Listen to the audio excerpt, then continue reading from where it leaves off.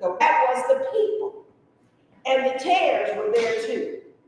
And so we're looking at this man as he walks by and he sees his field and he's going to look for hidden and he finds. He went looking for a treasure and he found a treasure. Have you ever gone looking for something? You go into a garage sale and you're looking for something. You know specifically to some degree what you're looking for. And then sometimes you find a hidden gem. You weren't expecting to find this item, but oh my goodness, you recognize what it is and it is valuable. Isn't it that a little bit dishonest? Wow. I found something in the field. So everything I had because I wanted to find a field. Yeah. Because I know something's valuable. Hold on, let me get there. Okay, let me give you another example. What if I found a coat at Goodwill and I looked in the pocket and it was like thousands of dollars. So then I go pay $4 for the coat because I know there's thousands of dollars in it. Isn't it? That's just honest. No, it's not. If you don't know how to, let me finish. So he's going. Let me say this. No. Let me say this.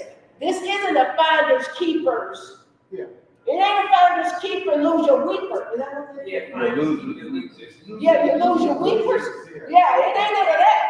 Because the man recognizes he finds the treasure in the field. And he goes to the owner of the field and buys it. He sells everything he got because he found something there more valuable than anything he owned.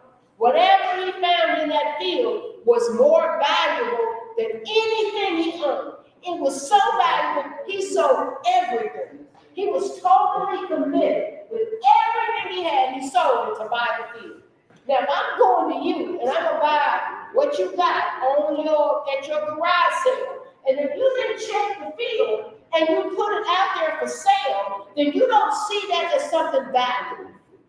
You don't see it as worthy as the man didn't go out there and look in his field to find the treasure. The owner owned it. He didn't steal the money. He didn't steal the field. He bought it. And not only did he buy it, he sold everything he had. Everything. There was nothing left that he of value to him. It says here, he had bought it. He says, and then he bought it with joy. He sold everything that he had and he bought it. The man who owned the field should have known. It's just like, let me give you an example. I went to the consignment store. And this really happened. I bought it's this computer case. And I'm like, okay, that's cool. I mean, I paid $3 for it. It's a nice case. It really is. I paid $3. And I went home and I put the case over in the corner like I typically do and didn't use it for years. And then when I went to search for something in this case, I found a diamond bracelet. No kidding. No kidding. And I'm like, how do I take this back and who do I give it to?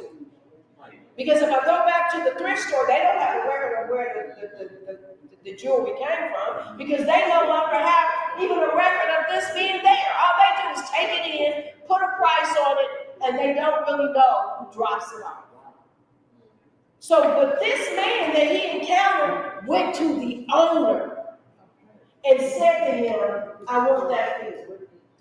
Now, did he disclose to the man that there was a treasure in there? He didn't, because why? The man should have known. And it says, what is that? It said, what should he have done? If he were unscrupulous, he might have really taken the treasure and left, enriching himself with little chance of detection. But that would be stealing. Instead, he decided to purchase the field, thus becoming the rightful owner of the treasure within. He couldn't take the treasure. If he went into the field, and that was what I agreed. Because if you have a field, that means you haven't been out there, you haven't done nothing, so you would have never known it was out there. The man would have sold it if he knew it was treasure out there, so he didn't go in his field. Well, I mean, you can go in the field, but you might not get it in the field. I go in my backyard, and I ain't even going up there making the shrubs. Y'all need to stop. They're going too far. We got police officer right here.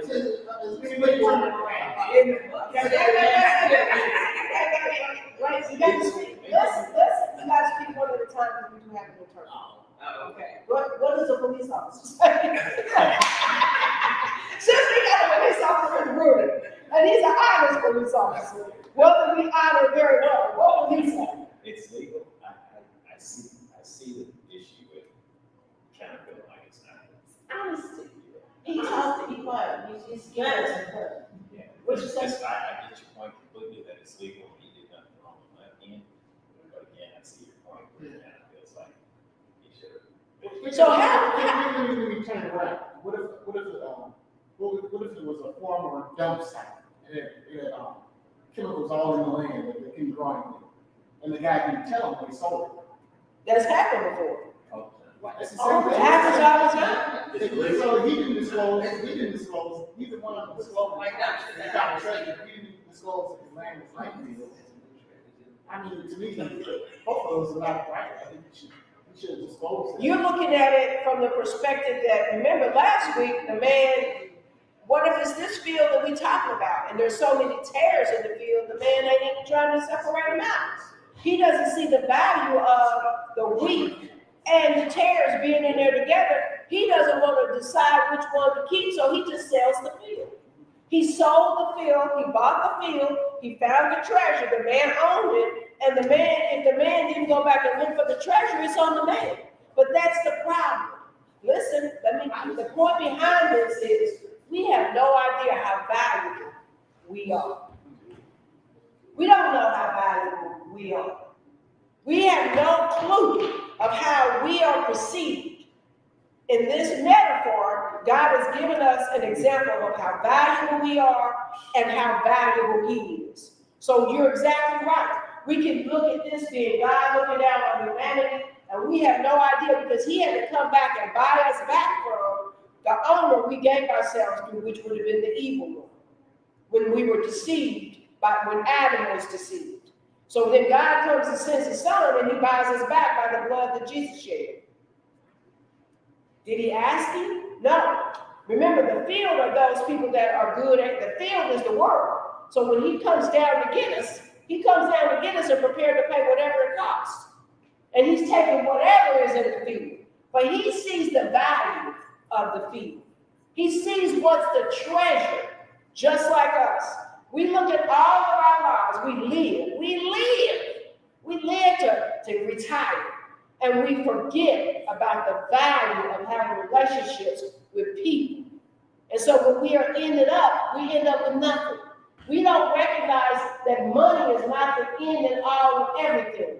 It's about our relationship with the Lord. We don't see it that way. We get caught up at the moment about what we are about to have versus what really is important. It's not amassing, it's about being in a relationship. And so when He looked at that field, He went out there and He saw that treasure. Who's to say the treasure could have been laying out there? He found it. Did He dig it up? We don't know. But what He did find was a treasure. And He bought the field, spending everything He had to buy the field. That's the important part, the value. And then we got a next step. He says, once again, the kingdom of heaven is like a pearl, a fine pearl.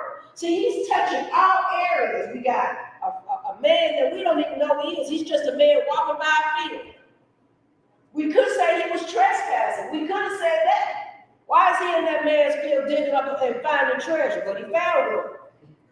It's just like if I go over to Brother Hall's house and I see Brother Hall and I dig up in his, I stop Brother Hall and help me with your yard. I'm happy with your yard to dig out these weeds over here, but I find where he dug out there and planted, and he planted a money tree. And I picked up the money and keep it. That would be construed as thieving. Because I know the man owned the field. I know it's his yard. It's his yard. So is there a middle ground? I know that don't make any sense. Is there a middle ground? Because there's people that's not all the way there, and it's you kind of towing both lines. Exactly. And what this is telling us, there is no middle ground. You're all in. Whenever you are a believer, you're all in for the Lord. You can't be in the middle. But you got a world that's telling you you're not valuable, and then you got somebody that you've never seen tell you that you are valuable. And which one are you gonna believe? Choose you this day. Shoot, yeah. Hey, it sounds good. It sounds good. It is good. This or that, ain't nothing down the middle. It's not really related to how valuable you are. Absolutely. It's more related to how you perceive value and what you think is valuable. Which, this is valuable, this is not valuable. That's what it's more related to. Who determines what's valuable and what's not Well, valuable? that's in your own. That's what you have to determine. What do you think it's more valuable to do the right things and end up in heaven, or do you think it's more valuable to do human things and have fun here on earth? Which one do you think is more valuable? So this is saying I identify a valuable piece of land because that's true. I know I need to sell everything to get this land because I identify it as being valuable. It's not me being valuable. It's identifying. We're saying the kingdom of heaven is like a man that finds a field and finds a treasure. Now, if you were doing that just with yourself, that's fine. But he's making it and putting it in the context that it's the kingdom of heaven that this man has found. He's found the treasure. The treasure that he found is the kingdom of heaven. The kingdom of heaven. The kingdom of heaven is like a man that dug up all the dirt, and it was dirty. He had to dig through the dirt, Mike. He had to find it, and when he found it, he saw how valuable it was. So you gotta push through all of the minutiae that you hear in the world to get down to that kingdom where God is talking about. And when you get to that point where you know the kingdom of heaven, then you're willing to give up everything to have it, to possess it. It's like the pearl. He says the pearl. That man was looking for a fine pearl. Pearls, you know where pearls come from, right? Pearls come out of a clam that they got a little bit of sand in the pearl. A little bit of sand in there. And it doesn't start out as valuable. It's a grain of sand, which tells us something. A grain of sand that becomes so irritated to the actual clam, it starts to build up something around it. And inside of that, he builds this valuable pearl. It becomes a valuable pearl. Back then, pearls would have been very valuable. And Jesus also teaches them, do not throw your pearls to the swine. It also tells you that the gates of heaven are pearly gates. They're valuable. It's valuable. The kingdom of heaven is a pearl. It's a pearl. It's so valuable. He says he went looking for one and he found one pearl that is so valuable, so fine. It meets everything he wanted. He said it's a fine pearl and he spent everything he had. Sold everything he had and bought it. One pearl. That's how valuable it was. He sold everything. He was all in for this pearl. What Jesus is telling us when he's teaching through this parable is you got to be all in. Once you find out that the kingdom of heaven is more valuable than anything you can get here in this world, you need to buy it. What Jesus is also teaching us is that God thought so much of you, even in your dirty place. Remember what Isaiah said, that our goodness is like filthy rags. He still sees us as being more valuable than he would sacrifice his most precious gift. You're so valuable. We don't see that our relationship with God is more valuable than anything you own. That's what he said. You see God as valuable and God sees you as valuable. He sees you valuable first. We don't get to him immediately. He had to go find it. They had to search for it. It takes time to get there, Mike. You might think you got something down here on the earth, when in reality, when you really come to the end of yourself, like the prodigal son, you're like, wait a minute. What I'm pursuing is not all there is in the world. It's not. It's nothing wrong with having valuable items. There's nothing wrong with pursuing a good life. But your good life should never overshadow the value of your relationship with the Lord. That's all he's saying. These people took their valuable treasure and went on and became and did what they were supposed to do. The jewelry man wasn't going to stop being a jeweler, but he had one that he was really precious and was going to hold on to. That pearl did not become a pearl without a struggle. He uses a pearl that comes from a grain of sand, which takes us back to Abraham, who said, if you look out on the world, you can't count them because they're like a grain of sand. A grain of sand. He said, hey, Abraham said, well, I only want one. He said, but what you will be, you'll be the father of many, just like the grains of sand.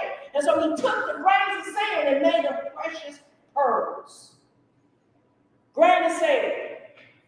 That's how valuable you are. Do you ever think about how valuable you are? Do you ever possess how valuable that relationship with the Lord you have? When you wake up in the morning, you can't wake yourself up, but God gets you up and He gives you your right faculties. You can move, you can walk, you can breathe. You don't tell yourself to breathe, it just happens.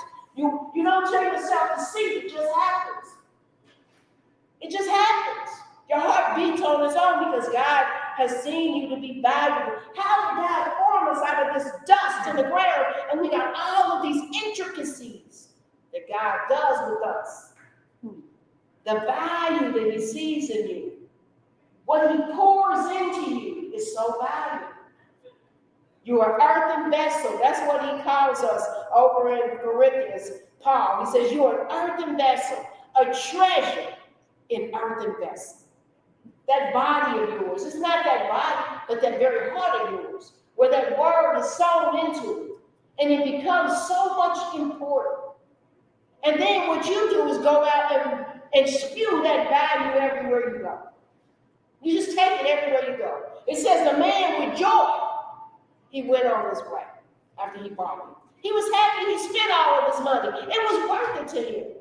Some things you are ready to give up. After you realize the mistakes and the stuff that you've done that has kept you from all of the important stuff that God has promised you. You don't have a problem giving it up. You want all that God has for you. All right? And then it says once again, it's in verse 47, the kingdom of heaven is like a net that was let down into the lake and caught all kinds of fish. He goes to the fishermen and he says, all right, you know, back then and today, commercial fishermen, or I don't know, what do you call it, fisher people? Fishers, they go out and they use a net. They don't use, we use a pole. Fisher people use poles, right? Individual fisher people, well, some of them do. They use a pole. Brother, yeah, you're a fisher person. You throw a net, a hook in the ground. See, that ain't where I'm at about all that. You got to sit all day and maybe get one fish. I'm like these people right here. I'm going to throw out the net, drag all my stuff in. And there's some stuff in there that don't belong, just like the field, right? It comes in, you get all kind of fish. All kind of fish. But there's only fish in there worthy of eating. And so the owner, who is our God, at the end of the age will separate the fish out. He lets them all live in the lake together, but when it comes time to harvest the fish, he's going to pull them in with a net, and he's going to throw out the ones that don't belong. And only God can make that determination, unless you're a fisher person, and you're going for a specific fish. Now, you probably fish trout bass, right? Okay, what Australian? What was it? Largemouth, smallmouth bass. Bass. He's a bass fishing person. I'm looking for, when I go to the store, do you have catfish or do you have tilapia? Now, I've never tried a red snapper, but people like it. Some people like roughy. All of those are edible if they have, for the Jews, if they have fins. Scales. If they, yeah, And scales. right, okay, skins, fins, whatever the things is, whatever it is that filters out the dirt.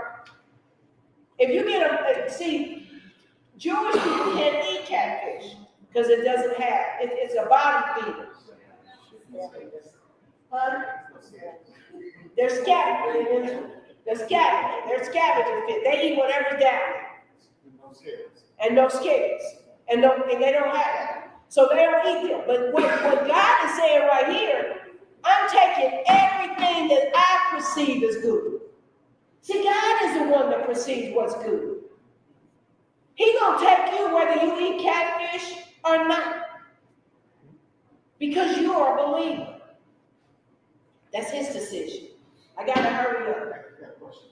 Okay. Can you go to verse like 52? Hold on a minute. I know. Then it I know we're says, out of time though. and then he said the angels will come and separate them, and those people that are not, there will be torment, there will be pain, they'll be thrown into the fiery furnace, and there'll be gnashing of teeth. So there will be constant torment for those that are separated and not harvested by the Lord. In verse 52, no, I want to get to verse 51. Because the question they ask in chapter 13, verse 16 is, please explain to us your parables. And then Jesus says in verse 51, have you understood all these, Jesus asks. Do you understand what I've been telling you? He checks for understanding. A master teacher is going to check for understanding. That's why I asked, do you have any questions? He's asking, do you got any questions? And so then he goes down to verse 52. Therefore, every teacher of the law who has become a disciple, see, Jesus don't call you no Christian, he calls you a disciple. In the kingdom of heaven is like the owner of a house who brings out of his storeroom new treasures as well as old. See, a lot of people don't understand that you got to mesh the old with the new. The new does not replace the new does not replace the old, and the old will never ever cast out the new. Neither one of them are more important than the other. Because remember, the New Testament comes with the gospel of Jesus Christ. It teaches what the Old Testament prophesied, it manifested in the New Testament. Because all throughout the Old Testament law, God had told them, I'm going to send one that will redeem you from your sin. And the Jewish Pharisees knew the law, but didn't understand. They didn't really know. So what it does right here, Calvin, is to tell you, don't throw away the old. You need the old as much as you need the new. A lot of preachers won't teach from the Old Testament, but he's telling you, you're a teacher, you're a disciple, you got to be able to know both of them. People think, well, why do I need the word? Why do I need to know about the Bible? What do I need? I can just go Google it. Because in order for you to successfully find the treasures of God, you got to know where it comes from. It's important for you to study the Word of God. It's important for you to know the Old Testament as well as the New. When you get into the Old Testament, there's some beautiful, beautiful teaching there. That's why you like when you get the commentary, they give you both. When Jesus teaches and he's teaching from both the Old Testament and the New Testament. You need them both. Is that okay? Does anybody have any questions? And he will say to us, he that has ears, let him hear. So those that were cast out of heaven, they didn't see the value once they got there. No, they didn't see the value. It's like the tares. They didn't see the value. They did not change. They did not try to change. They were just there. They kept doing evil. And as a result, they ended up in the fiery furnace. That's what happens. You choose the value of who God is. I think I got you very good. That was public property owned by the government. Right? That's right. So that's why he was on that property. It was public property, so he couldn't have taken it back and given it to anybody else. It's about that.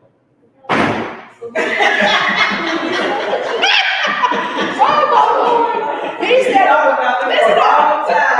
it was public property. So he couldn't give it. No, there was not public property. It was owner. But that's okay. That's okay.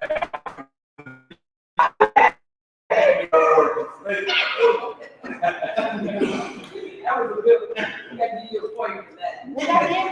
When we look at the richness of this lesson and see the value, I think we always underestimate how valuable we are to the Lord. And we underestimate the value of how having a relationship with God is. Sometimes we get caught up in our stuff, and we forget to rely on God because we're so busy trying to live. And that's what this is saying. Stop trying to live because you're more valuable than you give yourself credit for.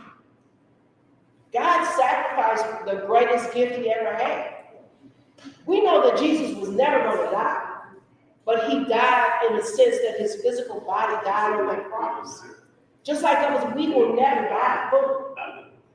We will physically die, but there is a life that you want to have in heaven. I ain't planning. Have you seen how hot it is these days? I have no desire, no plan to be in hell if it feels like this.